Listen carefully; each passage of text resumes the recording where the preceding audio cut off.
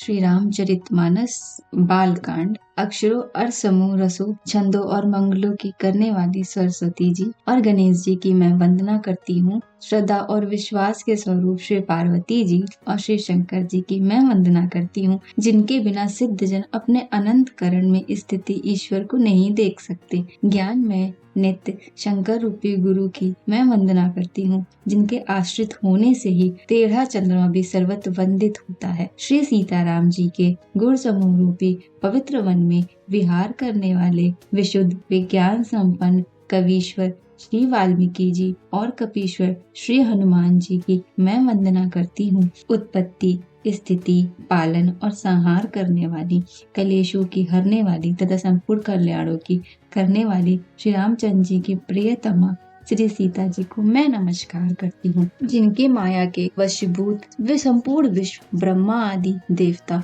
और असुर हैं, जिनकी सत्ता से रस्सी में सर्प के ब्रह्म की भांति यह सारा दृश्य जगत सत्य ही प्रतीत होता है, और जिनके केवल चरण ही भव सागर से तरने की इच्छा वालों के लिए एकमात्र मौका है। उन समस्त कारणों से पर सब कारणों के कारण और सबसे श्रेष्ठ राम कहाने वाले भगवान हरि की मैं वंदना करती हूँ। अनेक पुराण वेद और तंत्र शास्त्र से सम्मत तथा जो रामायण में वर्णित है और कुछ अनंत से भी उपलब्ध श्री रघुनाथ जी की कथा को तुलसीदास अपने अनंत करण के सुख के लिए अत्यंत मनोहर भाषा रचना में विस्तृत करता है, जिन्हें स्मरण करने से सब कार्य सिद्ध होते हैं। जो गढ़ों के स्वामी और सुंदर हाथी के मुख वाले हैं, वे ही बुद्धि के राशि और शुभ गुणों के धाम श्री गणेश जी मुझ पर कृपा करें, जिनकी कृपा से गूंगा बहुत सुंदर बोलने वाला हो जाता है और लंगड़ा लूला दुर्गम पहाड़ पर चढ़ जाता है। वे कलयुग के सब पापों को जला डालने वाले दयालु भगवान मुझ पर द्रवित हो दया करे। जो नील कमल के समान श्याम वर्ण है, पूर्ण खिले हुए लाल कमल के समान जिनके नेत्र हैं, और जो सदा क्षीर सागर में शयन करते हैं, वे भगवान नारायण मेरे हृदय में निवास करें। जिनका कुंद के पुष्प और चंद्रमा के समान गौर शरीर है, जो पार्वती जी के प्रियतम और दया के धाम है, और जिनका दीनों पर स्नेह है, वे कामदेव का मर्दन करने वाले शंकर जी मुझ पर कृपा करें।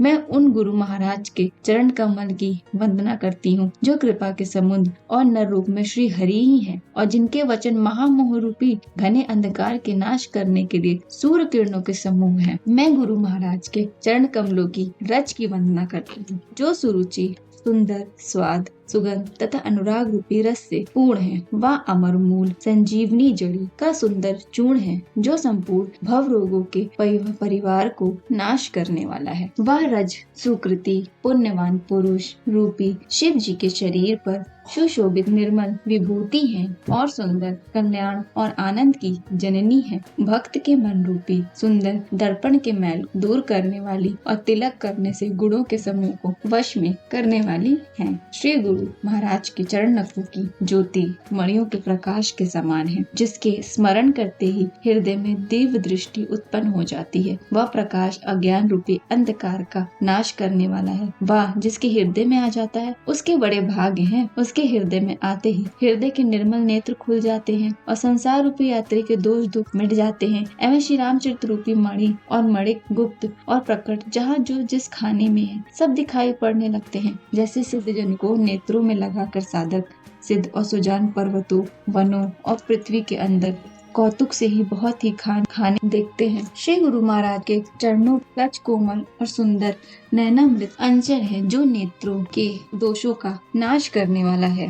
उस अंजन से विवेक रूपी नेत्रों को निर्मल करके मैं संसार रूपी बंधन से छुड़ाने वाले श्री रामचरित्र का वर्णन करती हूँ। पहले पृथ्वी के देवता ब्राह्मणों के चरणों की वंदना कर, जो अज्ञान से उत्पन्न सब संदेहों को हरने वाले। फिर सब गुणों की खान संत समाज को प्रेम सही सुंदर वाणी से प्रणाम करती हूँ। संतों का चरित कपास के चरित जीवन के समान शुभ है, जिसका फल नीरस विशद और गुणमय होता है। कपास की डोडी नीरस होती है। संत चरित में भी विषय शक्ति नहीं है, इससे वह भी नीरस है। कपास उज्जवल होता है। संत का हृदय भी अज्ञान और पाप रूपी अंधकार से रहित होता है, इसलिए वह विशद है। और कपास में गुण तंतु होते हैं, इसी प्रकार संत का चरित भी सद्गुणों का भंडार होता है, इसलिए वह गुणमय है। जैसे कपास का धागा सुई के लिए हुए छेदों को अपना तन ढक कर ढक देता है, अतः कपास से लोढ़े जाने काते जाने और बुने जाने का कस सहकर भी वस्त्र के रूप में परिणत होकर दूसरों दूसरों के गोपनीय स्थानों को ढकता है। उसी प्रकार संत स्वयं दुख सहकर दूसरों के छिद्रों दोषों को ढकता है, जिसके कारण उसने जगत में वंदनीय यश प्राप्त किया है। संतों का समाज आनंद और कल्याणमय है। जो जगत में चलता फिरता तीर्थराज प्रयाग है,